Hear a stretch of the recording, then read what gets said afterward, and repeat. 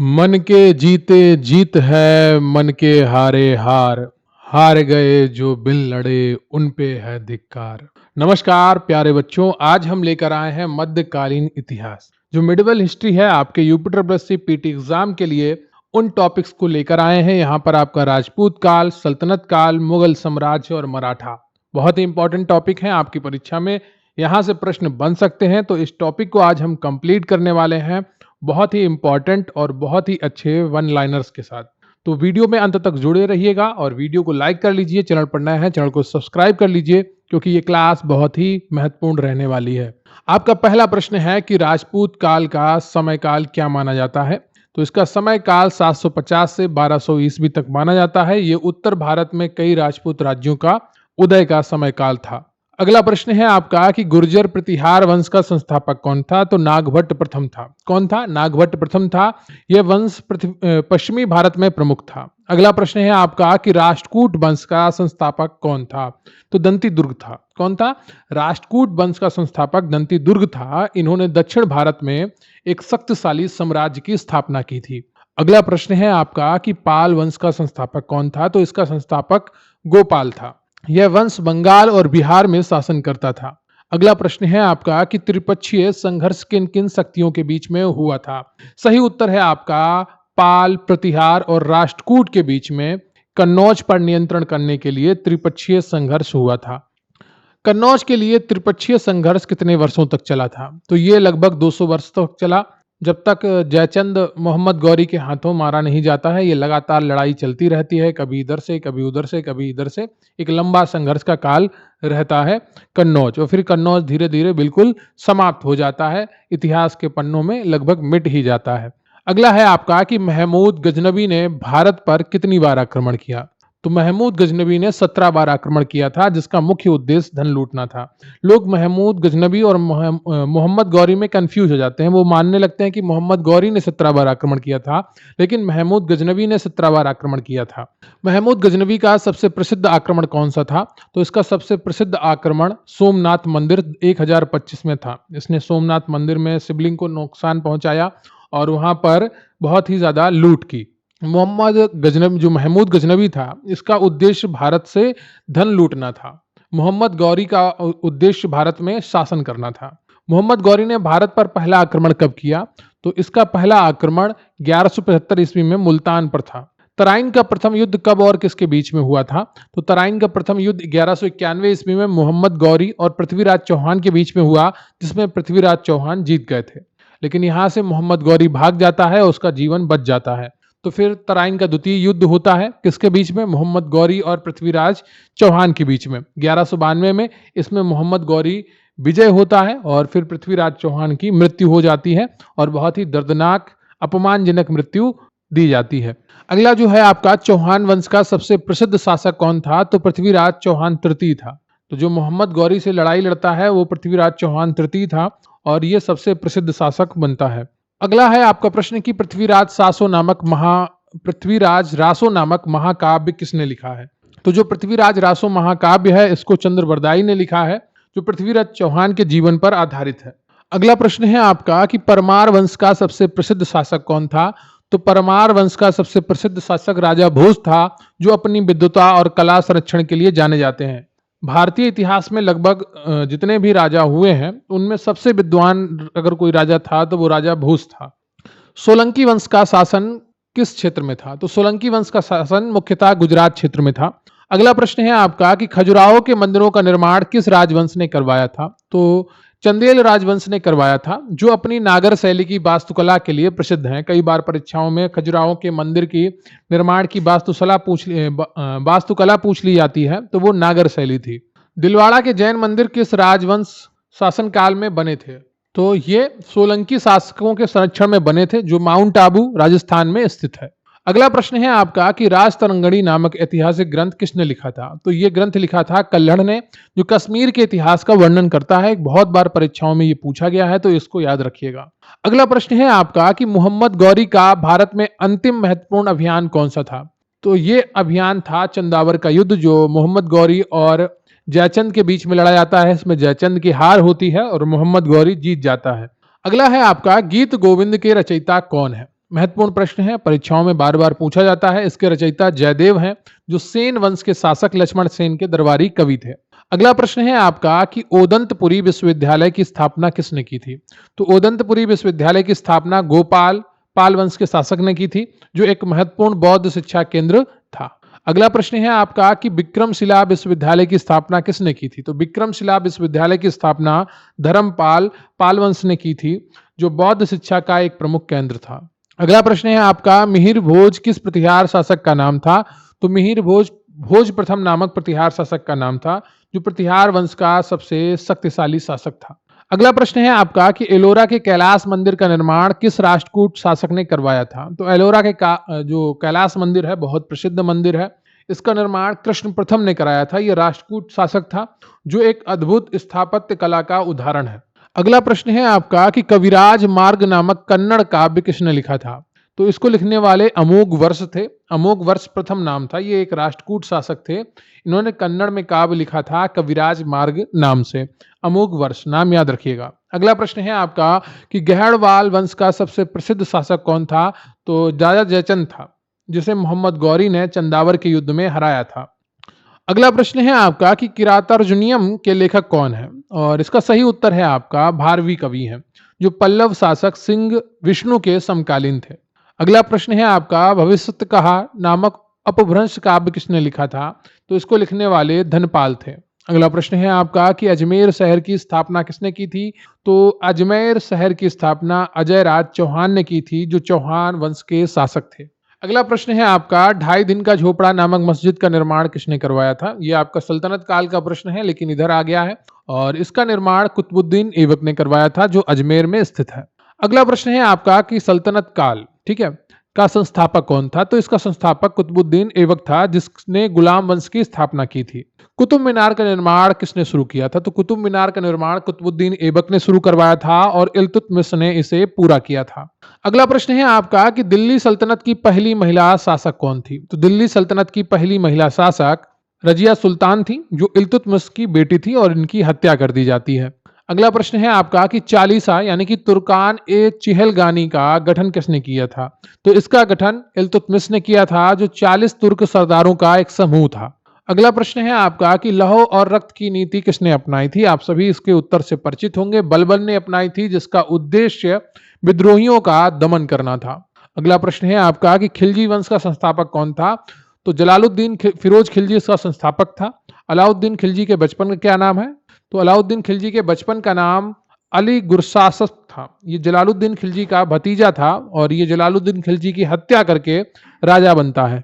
बाजार नियंत्रण नीति किस सुल्तान ने लागू की थी? तो अलाउद्दीन खिलजी ने लागू की थी, ताकि वस्तुओं की कीमतें स्थिर बनी रहें।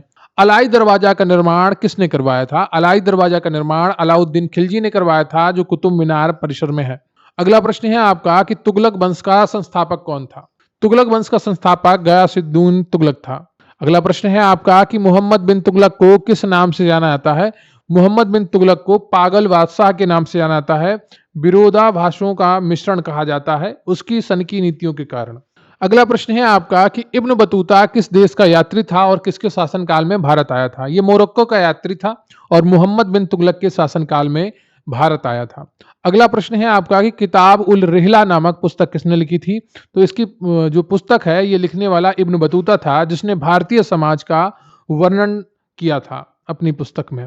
अगला है कि दीवान ए अमीर कोही नामक कृषि विभाग की स्थापना किसने की थी? तो इसकी स्थापना मोहम्मद बिन तुगलक ने की थी। फिरोज शाह तुगलक ने कितने नए नगरों की स्थापना की थी? फिरोज शाह तुगलक ने लगभग 300 से अधिक नए नगरों की स्थापना की थी, जिसमें हिसार और फिरोजाबाद शामिल है। अगला है आपका कि जजिया कर को पहली बार किसने लागू किया था? तो जजिया कर को पहली बार मोहम्मद बिन कासिम ने सिंध पर लागू किया था और बाद में फिरोज शाह तुगलक ने इसे ब्राह्मणों पर भी लगाया था। अगला है आपका कि तैमूर लंग ने भारत पर कब आक्रमण किया? तो तैमूर लंग ने भारत पर 1398 में आक्रमण किया, जिससे तुगलक वंश का पतन हो गया। 1398 में कबीरदास का जन्म भी हुआ था और 1498 में वास्को डिगामा भारत आया था। ये रिलेट करके आप चीजें याद करेंगे तो बहुत ही आसानी से आपको याद हो जाएंगी और लंबे समय तक याद बनी रहेंगी। अगला प्रश्न है आपका कि सैयद वंश का संस्थापक कौन था? तो इसका संस्थापक खिज्र खान था। लोधी वंश के संस्थापक बहलोल लोधी था, जो दिल्ली सल्तनत का पहला अफगान वंशज था।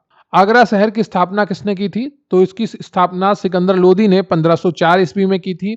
दिल्ली सल्तनत का अंतिम शासक कौन था? तो दिल्ली सल्तनत का अंतिम शासक इब्राहिम लोदी था, जिसे बाबर ने पानीपत के प्रथम युद्ध में हराया था। इक्तादारी प्रथा किसने शुरू की थी? तो इक्तादारी प्रथा शुरू करने वाला इल्तुतमिश था, जिसने भूमि को इक्ता में बांटकर अधिकारियों को दिया जाता था। सल्तनत काल में दीवाने अर्ज किस विभाग से संबंधित था? तो ये संबंधित था सैन्य विभाग से, जिसका प्रमुख आरिज ए मुमालिक होता था।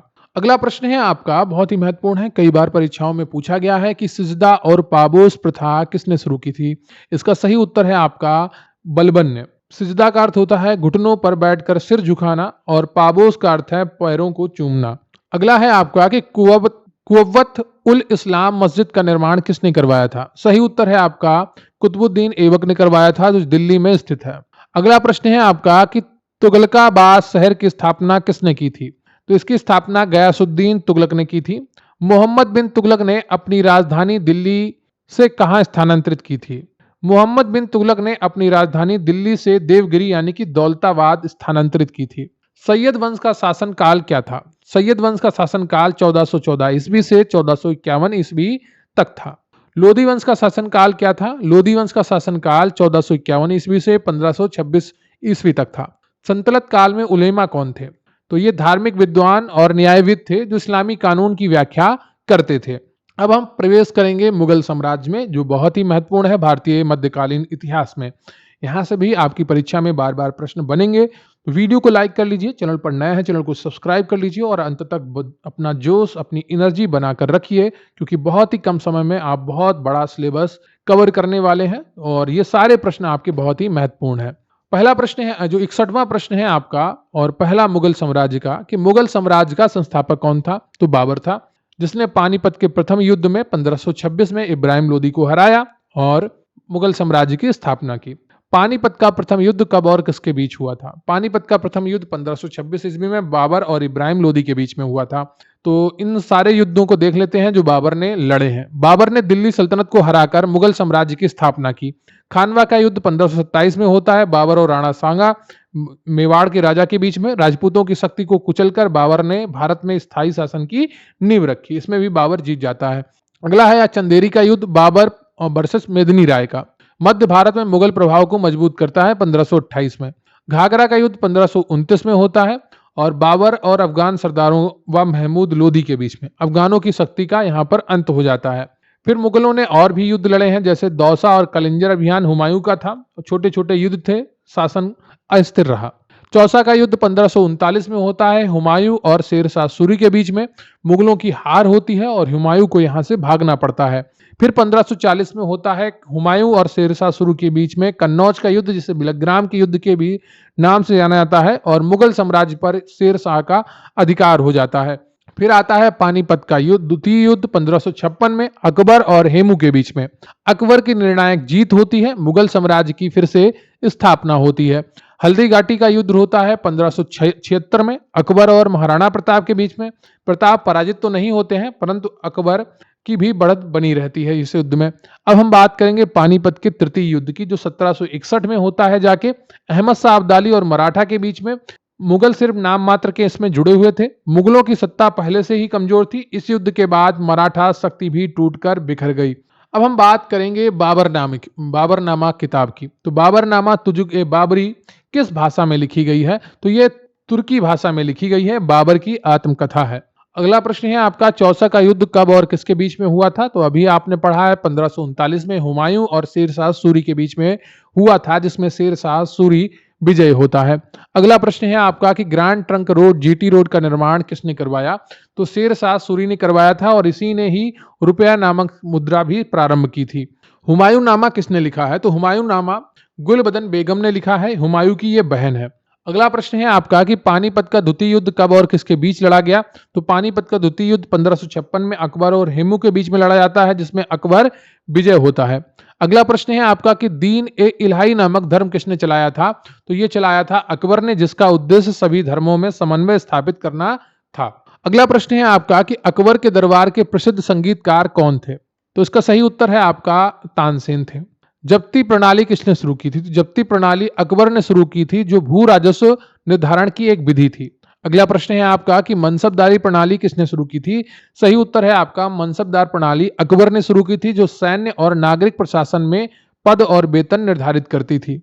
अगला प्रश्न है आपका कि इबादत खाना का निर्माण किसने करवाया था? सही उत्तर है आपका इबादत खाना का निर्माण अकबर ने फतेहपुर सीकरी में करवाया था, जहां धार्मिक चर्चाएं होती थीं। अगला प्रश्न है आपका कि जहांगीर के बचपन का क्या नाम था? तो जहांगीर के बचपन का नाम सलीम था। चित्रकला का स्वर्ण युग किस मुगल शासक के काल को कहा जाता है? तो ये कहा जाता है जहांगीर के शासनकाल को, क्योंकि यहाँ पर चित्रकला को बहुत ही प्रोत्साहन मिलता है। अगला प्रश्न है आपका कि न्याय की जंजीर के लिए कौन सा मुगल शासक प्रसिद्ध है? तो जहांगीर प्रसिद्ध था, उसने आगरा के किले में लगवाई थी। शाहजहां के बचपन का नाम क्या था? शाहजहां के बचपन का नाम खुर्रम था। स्थापत्य कला का स्वर्ण युग किस मुगल शासक के काल को कहा जाता है? तो शाहजहां के शासनकाल को कहा जाता है, क्योंकि इस दौरान कई भव्य इमारतों का निर्माण होता है। ताजमहल का निर्माण किसने करवाया था? शाहजहां ने करवाया था, अपनी पत्नी मुमताज महल की याद में। लाल किला दिल्ली का निर्माण किसने करवाया था? तो लाल किला दिल्ली का निर्माण शाहजहां ने करवाया था, जब उसने अपनी राजधानी शाहजहानाबाद स्थानांतरित की थी। मयूर सिंहासन का निर्माण किसने करवाया था? मयूर सिंहासन का निर्माण शाहजहां ने करवाया था, जिसे बाद में नादिर शाह लूट कर ले गया।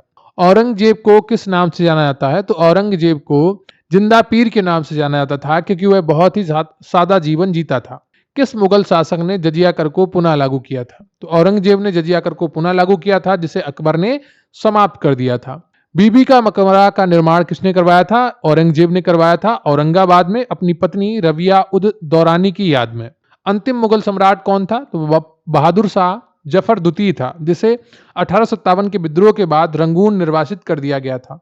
अगला प्रश्न है आपका कि तुजुक ए जहांगीरी नामक आत्मकथा किसने लिखी थी?